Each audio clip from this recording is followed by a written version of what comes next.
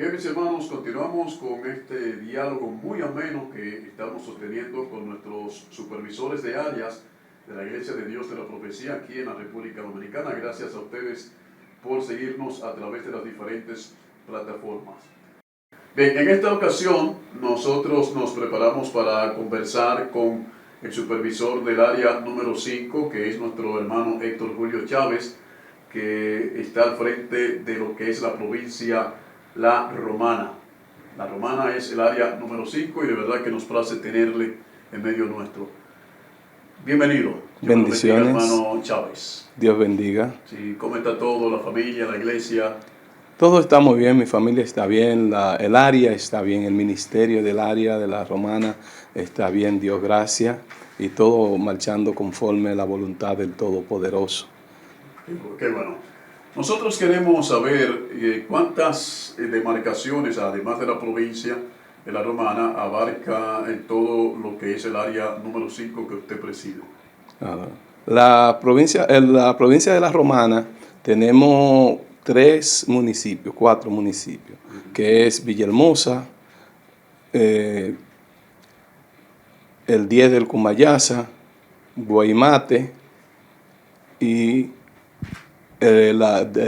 Caleta. ¿Qué tiempo tiene usted ahí como supervisor de área? 2 años. 2 años. Cuando llegó, ¿cuántos miembros tenía la iglesia en esa demarcación y actualmente cuántos cuenta hoy? Cuando llegamos nos recibimos 2.914 miembros. 2.914. Estamos hablando casi 3.000 miembros. ¿Y hoy en día? Hoy en día somos 3.446. Estamos hablando con un crecimiento de casi 500 miembros. Sí, aproximadamente. Estamos hablando en los últimos 2 años. En los últimos 2 años. Los últimos 2 años. ¿A qué se debe ese crecimiento en el área número 5 que usted preside? Bueno, nosotros decimos el crecimiento se ha debido en el método del trabajo que en la actualidad está implementando la Iglesia de Dios de la Profecía. Estamos trabajando con la visión 2020 y el pilar del eje central, decimos la oración y los grupos de crecimiento. Sí. Los grupos de crecimiento. A propósito, ¿con cuántos grupos de crecimiento cuenta esa demarcación que usted preside? Mira, nosotros ahora mismo, ¿sabes? Decimos ahora porque la pandemia nos doblegó un poco, ¿no? ¿Verdad? Sí. Nosotros estábamos contando con aproximadamente unos 1.300 grupos de crecimiento. 1.300. Sí, teníamos en el área. Sí. A la raíz se mete la pandemia, hemos bajado y ahora estamos trabajando como con unos 900 y tantos grupos que tienen, porque estamos con los grupos de oración, hicimos una reingeniería de los grupos y en cambio de trabajar solo con la persona de fuera, trabajamos con los 7 grupos de oración dentro de la iglesia. ¿Cada grupo cuántas personas tiene? No, en las iglesias los grupos los hemos dividido ya no tan homogénicos, sino que lo hemos dividido con 7 grupos de oraciones y los grupos de oraciones tienen, dependiendo de la cantidad de membresía de la iglesia. Entonces, ahí tenemos de 12, de 13, 14, 15 personas que conforman un grupo de oración. Dentro de ellos tenemos los no creyentes y los creyentes que le damos los seguimientos constantes. Entonces, esos casi 500 miembros, nuevos miembros que ha tenido como crecimiento la demarcación que usted preside, ¿ha contribuido al crecimiento y a la organización de otras iglesias? Me imagino que sí. Sí. Entonces, esos nuevos miembros, me imagino que han sido distribuidos en nuevas iglesias que han tenido ustedes la oportunidad de organizar. A propósito, ¿cuántas iglesias nuevas ha tenido usted que levantar para diseminar esos nuevos miembros? No, mira, el crecimiento con los nuevos miembros se da de la manera siguiente, porque en La Romana hay una dinámica corriente de que el casco urbano concentra una buena cantidad de personas. Y hay un área que es el área de Villahermosa, que es el área más creciente.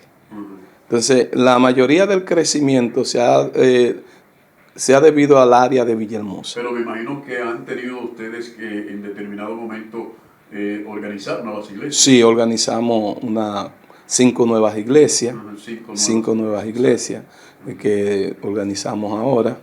y en ella ahí están divididas una parte de la persona, y hay iglesias de esas que cuando les recibimos tenían una membresía muy menguada, que ahora tienen ciento y tantos miembros, otras que tienen 80, 90, 150 y 300 miembros. ¿Qué tan difícil ha sido para usted y los pastores del área que usted preside trabajar en medio de esta situación sanitaria que nos afecta no solamente a los dominicanos, sino también a todo el mundo? ¿Qué tan difícil le ha sido a ustedes continuar, desarrollar ese programa que tenían pautado? No. Vamos a decir, el programa de los grupos de crecimiento hacia afuera de la membresía de la iglesia ha sido cuesta arriba. Ha sido un trabajo bien difícil trabajar con las personas, porque imagínense no poder reunirse, sino trabajar por Zoom, trabajar por WhatsApp. El principal desafío que le ha tocado a usted enfrentar en medio de esta situación. El principal desafío es romper el esquema, poder entrar, vamos a decir, de ser análogo a digital. Romper, salir de ser análogo a digital. Entonces, esta rotura, este cambio, esta realidad ha sido lo más difícil enfrentar para poder hablarle a la persona, poder enseñarle, tomar la plataforma. Y muchos de nosotros que aún siendo, que no somos de la era digital, tener entonces que enseñarle a otro para poder usar esa plataforma. Entonces eso ha sido un reto.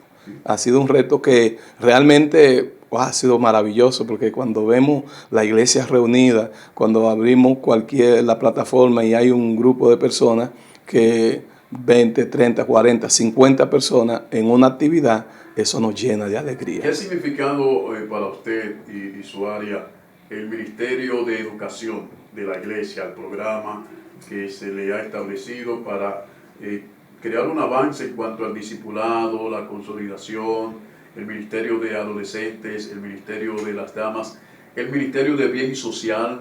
O sea, ¿en qué ha tenido que ver el Ministerio de Educación? No, realmente cuando hablamos de educación, ha sido un salto cuantitativo en la institución Iglesia de Dios de la Profecía.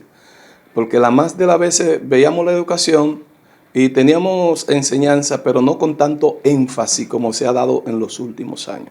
Los últimos años ha sido algo incisivo, constante, demandante.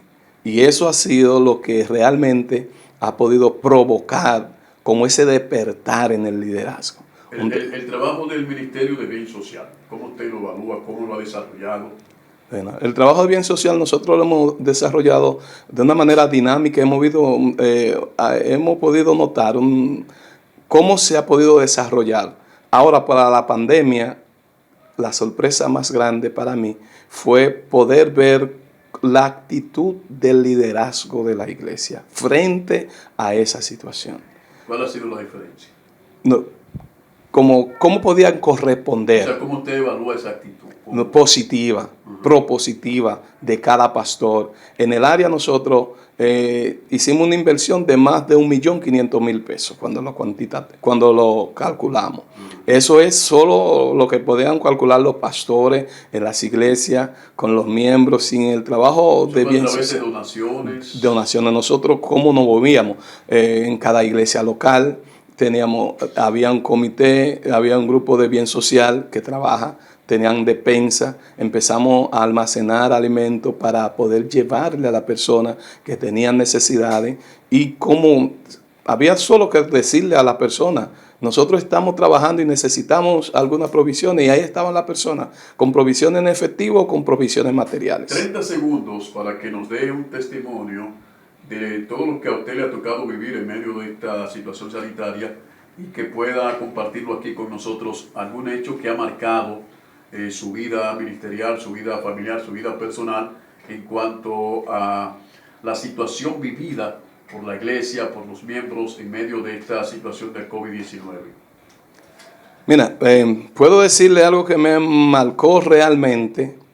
Son dos situaciones. Nosotros, cuando entra la pandemia, en los primeros días, ver cómo los cristianos o la familia se unió, cómo se unió la familia en oración. Se volcó la familia en oración, aún en una dependencia de Dios. La iglesia a depender de Dios. Donde quiere, desde que uno hablaba con la persona, lo primero que decía, nuestra esperanza está en Dios. Vamos a orar, vamos a clamar. Y la otra es que cuando nosotros buscábamos y teníamos todo preparado para salir a repartir los alimentos, habían personas que uno creía que tenían necesidades y le llevaba una compra y me decían, no, pastor, llévese a otra persona que tiene más necesidad que yo. Qué bueno, sí. Tiene más necesidad que yo. Y buscaba y nos decía, y así lo teníamos que hacer. Y personas nuevas creyentes, personas que tenían 5 o 6 meses en la iglesia, que uno siempre acude primero a esas personas, porque uno dice, esos son los niños pequeños, esos son los hijos pequeños de la casa, y recibir esa retroalimentación positiva es lo que nos daba eso maravilloso. Hermano Chávez, gracias de verdad por ese testimonio y gracias por compartir con nosotros estos minutos en cuanto al trabajo desarrollado en la área que usted preside, que es el área número 5, comprendida por la Romana y sus municipios.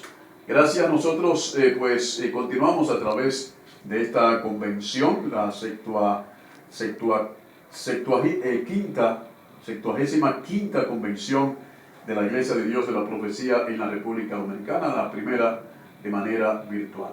Síganos a través de nuestras diferentes plataformas. Continuamos.